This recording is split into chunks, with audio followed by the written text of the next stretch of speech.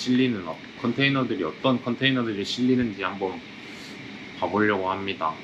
오랜만에 찍는 거라서 좀 어색하네요. 인영아, 나 못하겠어.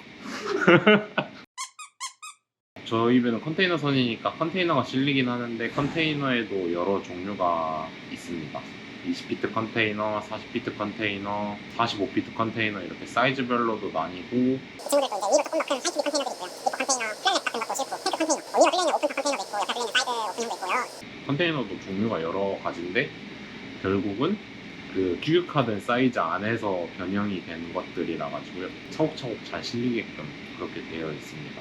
이번에 지금 가서 볼 컨테이너는 배에서는 BB라고 부르기도 하고 그냥 브레이크 벌크라고도 부르기도 한 친구인데 쉽게 말하면은 규격화되지 않은 화물을 컨테이너 선에 실기 위해서 이제 밑에 플랫렉을 여러 개를 깔고 그 위에 브레이크 벌크를 올리고 라싱을 하는데요. 아무래도 스페이스도 많이 차지하고 하니까는 운송 비용이 좀 더 드는 특징이 있습니다. 브레이크 벌크 같은 경우에는 대부분 인홀드에 실어요. 왜냐면은 브레이크 벌크를 여기 실게 되면은 이 위에 화물을 못 실습니다. 그래서 인홀드에 짐을 채우고 그 위에 이제 빈 공간을 만들어서 일부러 그 위에다가 플랫렉을 깔고 브레이크 벌크를 싣고 일단 가서 한번 봐보겠습니다. 헬멧도 쓰고 이제 가보겠습니다. 지금은 아프리카 옆에 대서양인데 희망봉을 돌아서 싱가포르로 가고 있어서 항해가 엄청 깁니다. 배 타면서 이렇게 긴 항해는 처음이에요. 지금 한참 달려온 것 같은데 한참 멀었답니다. 오늘 날씨가 좋네요. 해가 좀 가려져서 구름이 많이 껴있지만 이 친구는 리포 컨테이너인데 이렇게 생겼어요. 뒤쪽 모터 쪽인데 리포 컨테이너 전원이 이렇게 나와서 오리배로 이어져 있습니다. 이런 식으로 배에 리포 컨테이너를 전원을 연결할 수 있는 장치가 되어 있어요. 그래서 여기서 전원을 타고 들어가서 위로도 가고 여기로도 전원이 들어와서 리포가 돌게 되는 거거든요. 보이시나요? 이 친구가 탱크 컨테이너인데 이렇게 틀은 컨테이너랑 동일하게 규격화되어 있어요. 근데 그 안에 탱크를 집어 넣어가지고 대부분은 뭐 액체도 들어있지만은 액화시킨 기체가 많아요. 자, 이제 브레이크 벌크를 오늘은 보러 갈 거라서 여기 컨테이너 다 실려 있는데 지금 여기 있는 컨테이너들 있잖아요. 이 주황색이랑 이 위에 있는 친구. 이 위에 있는 친구가 11단, 12단이래요. 그러니까 이 밑으로 컨테이너가 한 10개 정도 더 실려 있는 거겠죠? 이 컨테이너의 위에 이렇게 평평한 플랫렉이라고 하거든요. 플랫렉. 이 친구를 여러 장을 쭉 깔아주고 그 위에 이렇게 브레이크 벌크를 싣습니다. 이런 모양 말고도 정말 여러 가지 모양으로 실리거든요. 이거는 지금 발전기인데 옆에 컨테이너랑 보시면 비교되게 조금 독특하게 실렸죠. 지금 저희 배에는 총 2곳에 브레이크 펄크가 실려 있어 가지고요, 거기도 가서 한 번 더 확인을 해야 됩니다. 10번 홀드에는 좀 특별한 짐이 실려 있어요. 보이시나요? 바로 요트입니다. 요트. 지금 이 친구는 제가 내려가서 점검하기가 상당히 까다롭거든요. 제가 진입할 수 있는 공간이 없어요. 그래서 사다리를 대고 진입을 해야 되는 경우라서 오늘은 이런 게 있다 정도만 소개를 할게요. 이런 것도 배에 실리는구나. 꼭 컨테이너 선에는 컨테이너만 실리는 게 아니라는 걸 말씀드리고 싶어서 와서 보여드렸습니다. 이제는 올라가 볼게요. 자, 오늘의 화물 소개는 여기까지. 한국 춥다는데 감기 조심하세요. 와, 해 진짜 예쁘게 뜬다. 이쪽 그런 좀 예쁘네. 많이 예쁜데? 학교배에서 25, 21 25, 21 많이 재밌어. 아주 많이 재밌어. 안 이루어질 줄 절대 몰랐는데. 근데 이어졌으면 너무 뻔한 결말이잖아.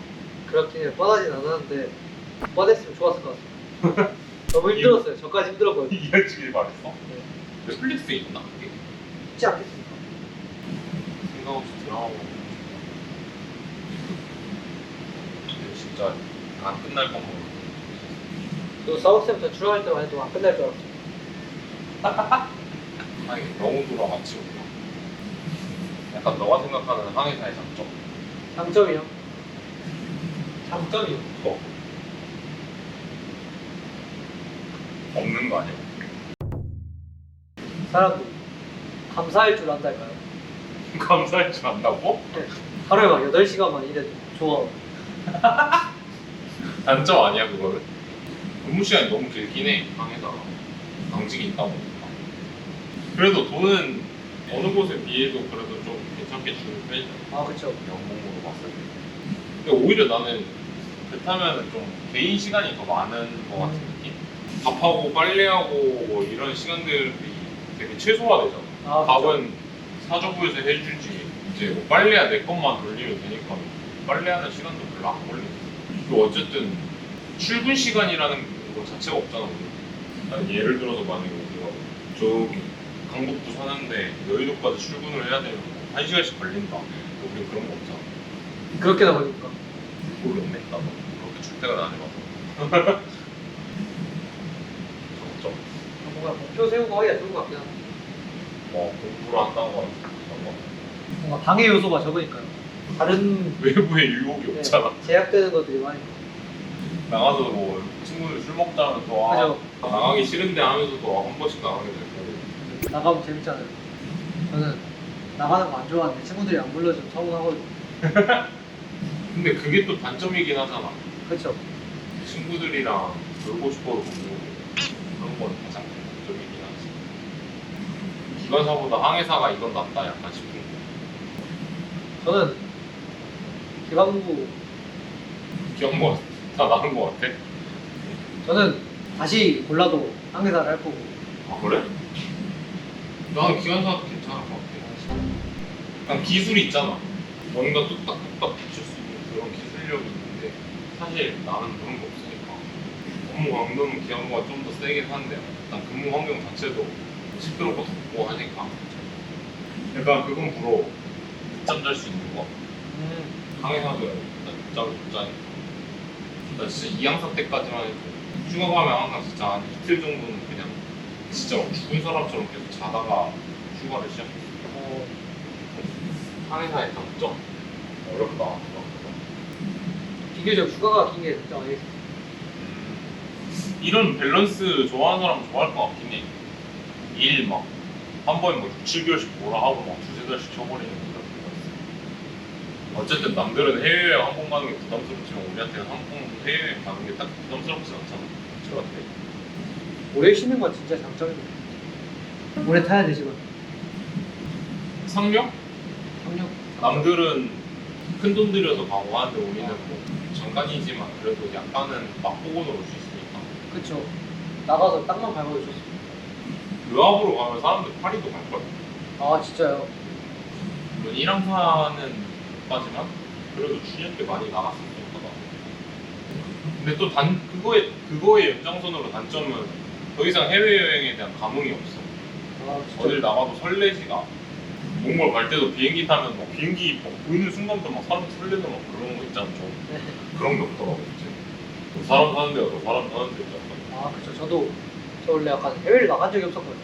딱 나가야겠다 싶었던 시기에 코로나가 터져서 못 나갔었는데 이제 이번에 좀 해외에 대한 두려움이 없어졌단 말이에요. 저한테는 아직 약간 좀 익숙해진 좀 장점인 것 같아요. 아 그럼 배 타다 보면 그 약간 이상한 동물들도 많이 봐. 이 항로는 별로 없는데 약간 남미 가는 항로 보면은 맹금류도 엄청 많이 날아다니고 고래 진짜 많아. 고래 한번 가보고 싶어요. 고래가 아직 못 봤어요. 돌고래. 돌고래는 뭐 진짜 자주 보이잖아. 돌고래. 그냥 고등어 같은. 그치, 고등어 같은 느낌이죠. 고래 레이더에 잡힙니까? 거의 안 잡히지. 근데 날씨 좋은 날 진짜 막 호수 같은 그런 해면 상태에서 고래들 이렇게 뽕뽕뽕 올라오면 잡혀. 약간 그 페리카나? 펠리컨 보셨습니까? 페리칸 이런 것도 날아다녀. 뭐 여기 아, 앞에 진짜요? 앉았다 날아가고. 페리카나 치킨이구나. 치킨 먹고 싶다. 저는 단점 이런 거 못 먹는 거? 그거는 뭐 절대 못 먹죠. 근데 뭐 사실 아무렇지도 않았어. 그런 운동. 약간 생활비 지출이 없는 것도 장점이긴 하지. 식비 안 들지. 또 사실 배에 있으면서 막 내가 밖에 나가질 않으니까 옷도 이렇게 있는 거 입고 하니까. 내 친구 보니까는 자취하는데 월에 한 150은 나간다는데 월세, 식비, 뭐 기타 등등의 비용이 같은 거. 내 월급에서 150 깐다? 그러면 좀 티도 안 나지 않습니까? 뭘 티도 안 나. 어제 편집자 형이랑 그 양꼬치 이야기를 했는데 양꼬치가 너무 먹고 싶더라고. 양꼬치 좋아하시잖아요. 약간 몽골 갔다 온 이후로 한동안 양이랑 좀 대면대면 했는데 요즘 다시 또좀 양고기가 먹고 싶다는 호텔에서 진짜 한 500개 시켜도 이만큼 산처럼 싸먹고 막 먹고 싶은 느낌이 날 것 같아. 500개요. 어. 소탈하게 드시네요.